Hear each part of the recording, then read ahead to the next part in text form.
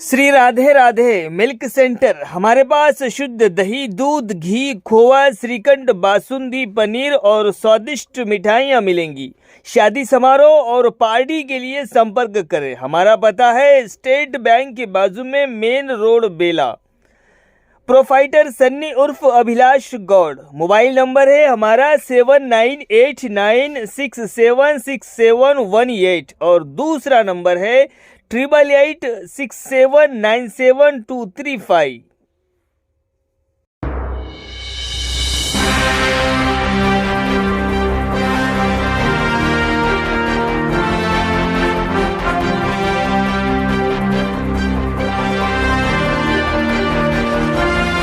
नमस्कार, माय माउली हिंदी समाचार में आपका स्वागत है और मैं हूं शेख इस्माइल। आज पूरे भारत देश में स्त्री शिक्षिका दिवस भव्य रूप से मनाया जा रहा है।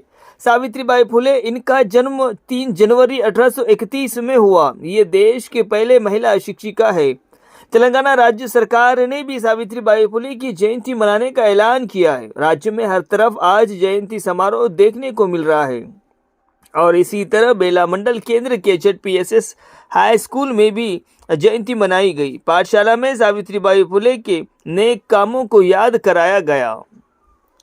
कहते हैं कि सावित्रीबाई फुले ने न सिर्फ महिला शिक्षिका थी बल्कि महान समाज सेविका और नारी मुक्ति आंदोलन की प्रणेता भी थी। उनका पूरा जीवन समाज के वंचित तबके, खासकर महिलाओं और दलितों के अधिकारों के लिए संघर्ष में बीता। उनका नाम आते ही सबसे पहले शिक्षा और समाज सुधारक के क्षेत्र में उनका योगदान हमारे सामने आता है। वे हमेशा महिलाओं और वंचितों की शिक्षा के लिए जोरदार तरीके से आवाज उठाती रही। वो अपने समय से बहुत आगे थी और उन गलत प्रथाओं के विरोध में हमेशा मुखर रही थी।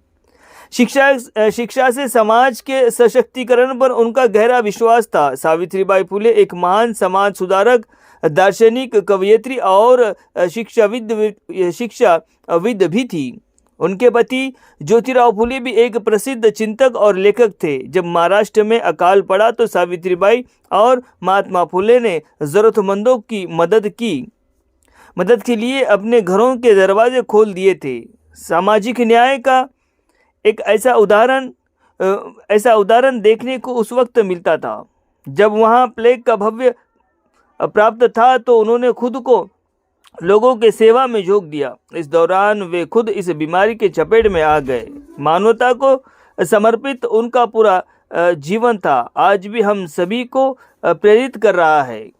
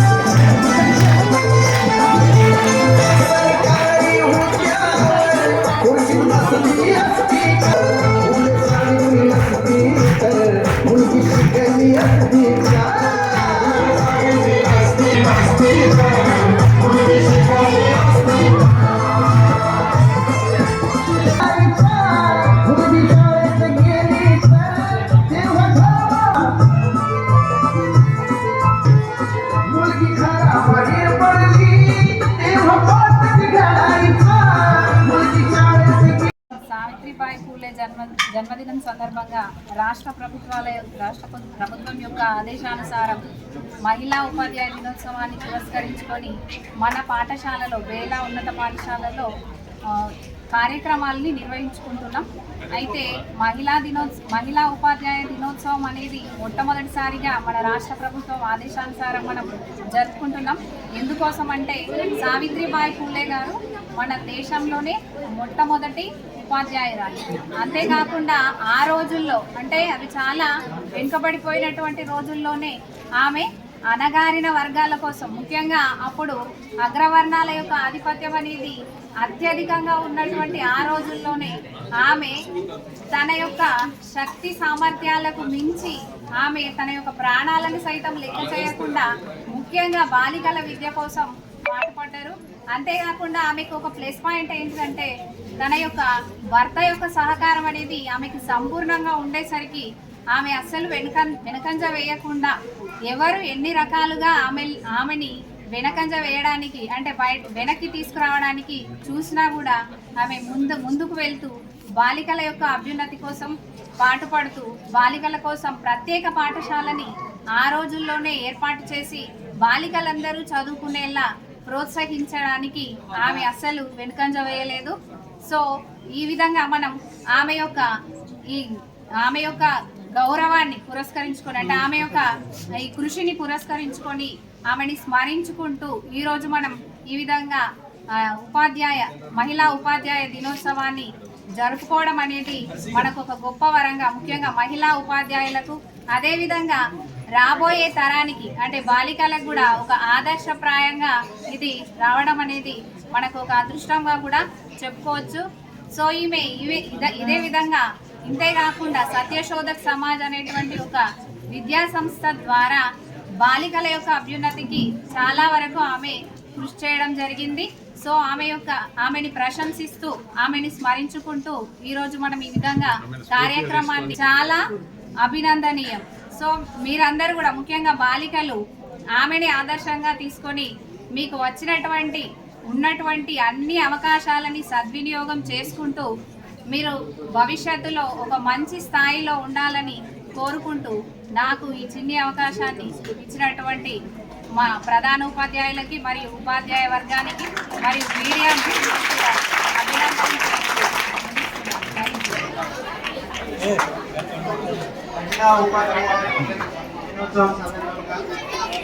పాఠశాలలో చేస్తున్నటువంటి మహిళా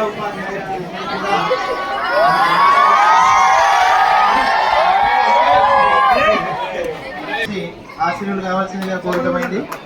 ప్రధానోపాధ్యాయుడు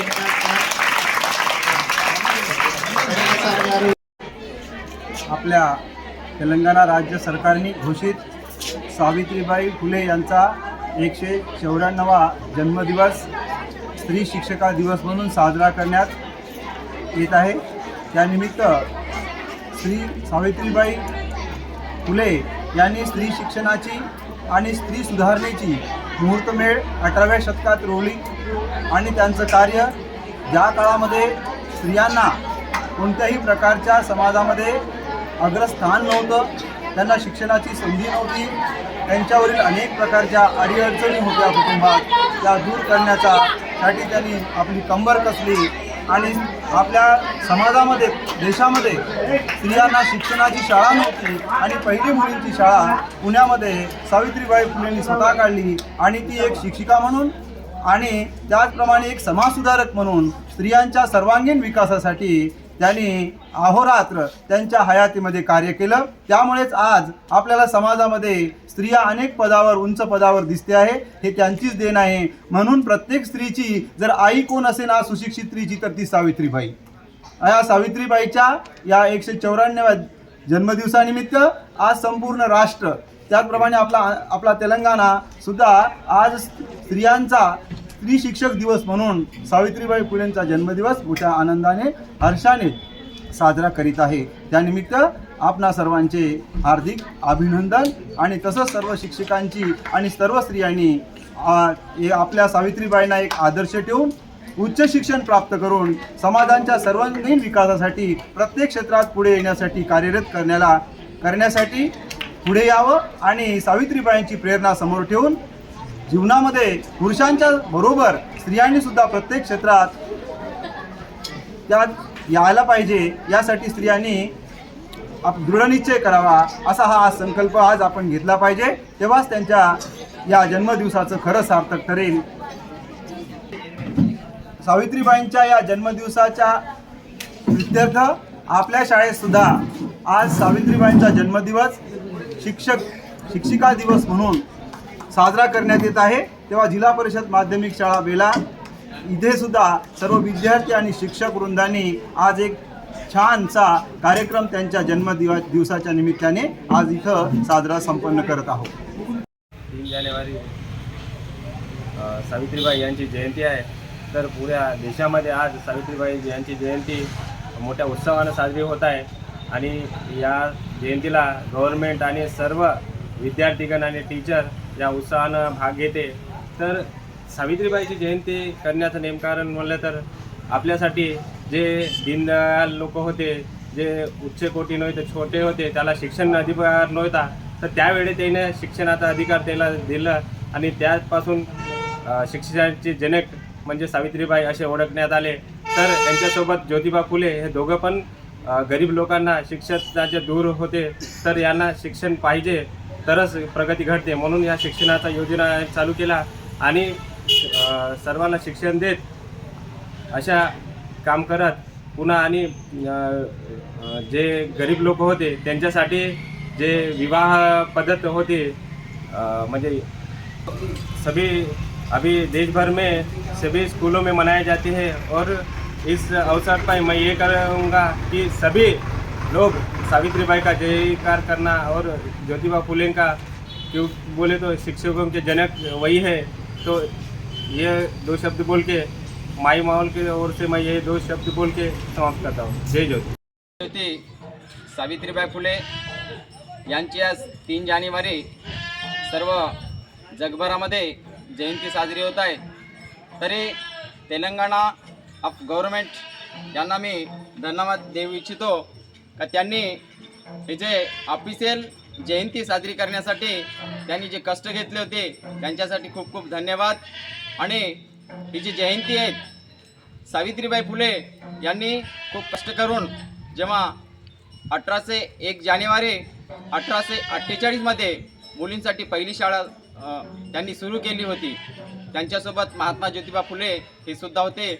असे अनेक प्रकारचे त्यांनी कार्य हाती घेतलं होतं. आज जर मुली शिकले, कलेक्टर, इंजिनियर झाले, हे जे आहेत हे सर्व क्रांतीसूर्य आणि ज्ञानज्योती सावित्रीबाई फुले यांची पूर्ण पुण्याई आहेत. आणि मी एवढंच या ठिकाणी सांगू इच्छितो ही जे जयंती आहेत ही जे ऑफिशियल तर होतच आहे सर्व तेलंगणामध्ये, तसेच हर घरघरामध्ये सुद्धा सावित्रीबाई फुले जयंती साजरी झाली पाहिजे. आणि त्यांनी जे कार्य केले होतं खरोखरच त्यांच्या कार्याला मान देऊन त्यांचं जे चांगलं कार्य होतं त्यांनी शेण झेललं, गोटा झेललं आणि हे सर्व हे करून मुलींसाठी पहिली शाळा काढली. खरोखरच मी सुद्धा त्यांना धन्यवाद मानतो. आणि सर्व या ठिकाणी सर्वजण जमले, या ठिकाणी मी सर्व महिला मंडळाचं, पुरुष मंडळाचं या ठिकाणी धन्यवाद मानतो. आणि जयंती या ठिकाणी साजरी केली आहे आणि त्यांचे जे कार्य आहेत हे सुद्धा चांगलं होतं. आणि अशा प्रकारे सावित्रीबाई फुले यांना जयंतीच्या सर्वांना शुभेच्छा देतो आणि इथेच थांबतो. क्रांतीसूर्य ज्ञानज्योती सावित्रीबाई फुलेंचा जय ज्योती, जय ज्योती, जय ज्योती.